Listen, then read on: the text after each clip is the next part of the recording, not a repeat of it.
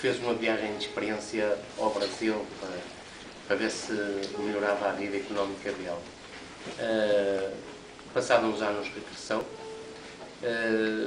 e ainda antes de casar, porque ele teve esses anos ausentes, mas não criou laços afetivos fora da terra de onde era natural, regressou e então ensinou o irmão mais novo, que era o meu avô, no caso.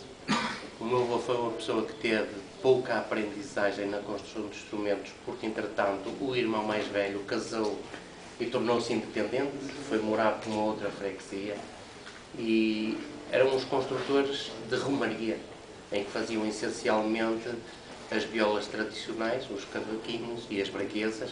Não se falava noutro tipo de violas no Minho, e além da amarantina também um pouco. Braguesas que até eram mais conhecidas por ramaldeiras e não braguesas, porque era uma viola que se vendia nas feiras, nas romarias do Porto, essencialmente. A partir daí o meu avô desenvolveu essa atividade, casou, teve 10 filhos, entre os quais o meu pai. Eram 8 raparigas e 2 irmãos. O meu pai era o terceiro da linhagem de irmãos e o meu tio era o mais novo de todos. Portanto, o meu tio era afilhado do irmão, porque era costume nas famílias, os irmãos mais velhos, como haviam muitos filhos, ser os padrinhos dos mais novos. Entretanto, esse meu tio também começou a construir mais tarde, porque ele seria, se fosse vivo, infelizmente faleceu com 24 anos, só tinha mais 4 anos que eu, e ambos desenvolveram a atividade que o pai tinha. O meu tio infelizmente faleceu, o meu pai entretanto casou-se, mas o meu pai foi muitas vezes obrigado pelo meu avô a ir às feiras, e ele detestava ver as pessoas a regatear o preço do instrumento.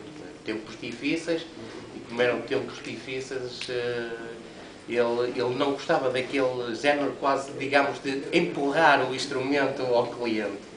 Ele então tentou optar por um outro estilo de vida.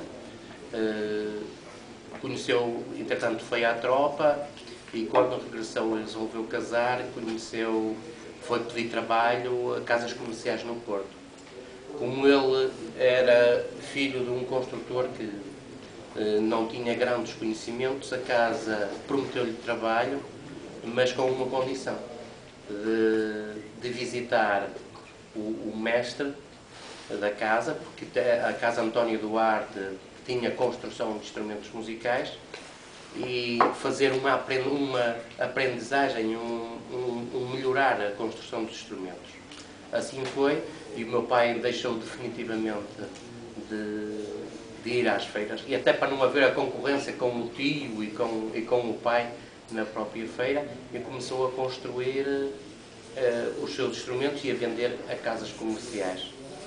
Entretanto, com o desenvolvimento que houve na música tradicional com o 25 de Abril e com o aparecimento do LP do Júlio Pereira, foi o despontar para uma nova situação e um reconhecimento nacional, depois com o cavaquinho, a braguesa e o bandolim, instrumentos que estavam esquecidos, porque hoje estamos no Alentejo a falar do cavaquinho, mas em 1976, quando eu comecei a trabalhar, a gente vendia cavaquinhos até Coimbra, Pombal. Dali para baixo o instrumento era quase desconhecido. Porque em Lisboa havia já o cavaquinho de Lisboa, mas não era utilizado, não era um instrumento que entrasse no ritual das pessoas. A minha